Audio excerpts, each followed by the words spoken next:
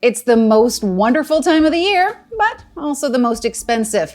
Yes, friends, the holidays are quickly approaching, and with that, there's a heck of a lot of entertaining on your plate for all of your friends and family. But what do you do when you have champagne tastes and a bit of a beer budget? Don't worry, I have some solutions for you.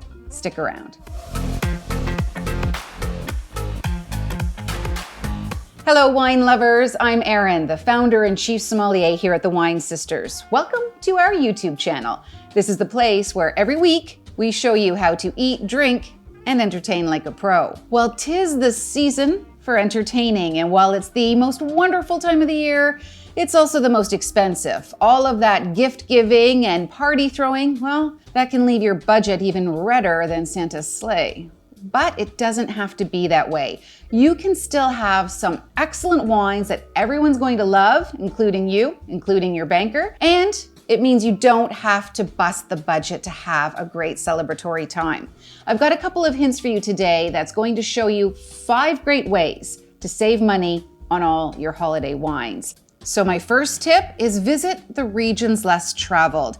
If you want to venture out of your comfort zone and go to those places that maybe you haven't seen so much of or tried so much of, you can really get some gorgeous wines for some exceptional values. Places like Greece and Germany, places like South Africa, and even if you want to go into specific regions that maybe instead of going to Tuscany, maybe you go over to Umbria, or instead of going to big budget Bordeaux, perhaps you go down to the southwest of France. If you visit regions that are less experienced and less tasted, you can take advantage of some real hidden gems and probably find some great value as well as your next favorite wine. So definitely go to the places less traveled. It will save you a bundle. What you also might want to consider is shopping from those places in bulk. Now, if you're in the States and you're watching, and hello to all of my US friends, you know that this is probably just a standard. You can go to your local wine store and probably get all kinds of great value. Buy a case, get one free, buy 3 bottles for the price of whatever. That is not our experience here in my home province of Ontario, Canada.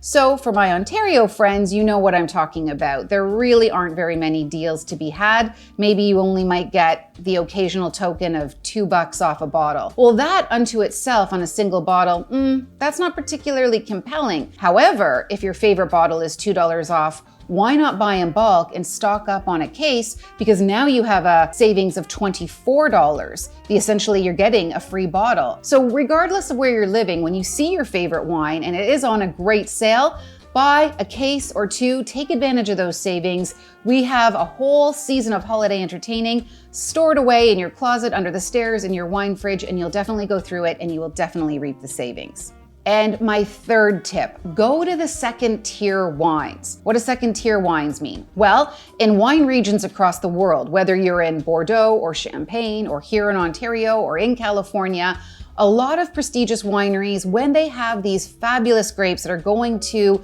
their top tier wines, their marquee labels, let's say it's been a bit of a bad year. You know, maybe there's been some drought or there's been some hail or there's been some frost. For whatever reason, those grapes that are typically grown and intended to go into those marquee labels, well, they might be declassified and go into their second or third tier. Now, this doesn't mean that these grapes aren't great. If they're intended to go into the marquee labels, that means these grapes are fabulous. Great vineyards, great winemaking, great farming. There's a lot of greatness to be had, but maybe they just fall slightly short of what should be expected for these marquee labels, so they're downgraded into the second tier. You can find some beautiful values, some exceptionally exquisite wines that are fantastic and also fantastic value. So consider going to those second labels and you'll probably have a great deal of fun discovering some new favorites for yourself. Now, my 4th tip for really maximizing your wine budget, consider making a cocktail.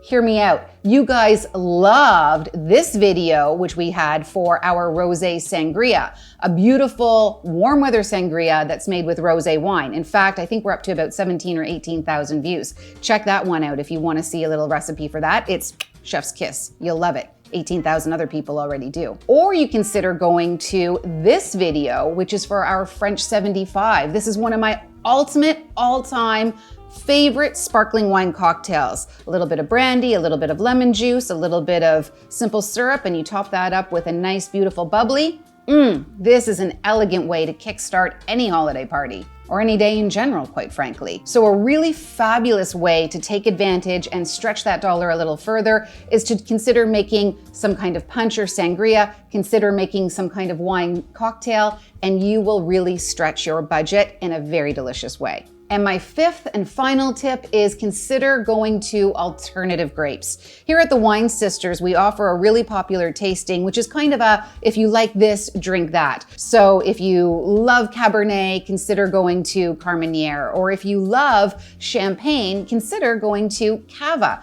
Now, Cava is a terrific Spanish bubbly that's made in the same style as Champagne. And by the way, if you want to know the differences between Champagne, Prosecco, Cava, and all the bubblies, just go to this video right here. We give you the whole lowdown. But let's say if you are a Champagne lover, then you can go over to Cava. It's made in Spain, of course. It's made in the same style as Champagne, but with different grapes. And you can find some really fabulous under $20 values. Now, if you also really love Pinot Noir, well, Pinot Noir, it's a gorgeous wine, but it can command quite the price tag. So maybe what you want to do is go to its kissing cousin, the grape of Beaujolais. It's called Gamay. These are really gorgeous, berry-driven, slightly spicy wines that are excellent, and here in Ontario, around the $20 mark. Elsewhere in the rest of Canada or even in the States, probably considerably cheaper. And also think about fantastic doppelgangers. Barolo, very, very pricey, but if you head over just a couple countries away to Greece, well, maybe you take advantage of their firm, powerful tannic red called Zino Mavro.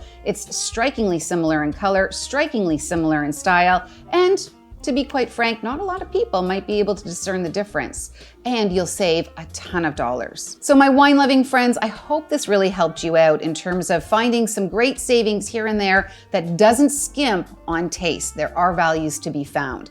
If you have any questions about where you might dig up a great wine that will suit your budget and your taste, just leave it in the comments below. I promise I'll get back to you as soon as I see them. And if you love this video, do us a favor, send it to all your wine-loving friends. The only way we get the good word of wine out is if more people see it. So with that in mind, maybe you also want to hit that subscribe button so you can be alerted to when we drop a new video, which is every single week. Until next week, friends, I bid you a happy holiday. Stay well, drink better.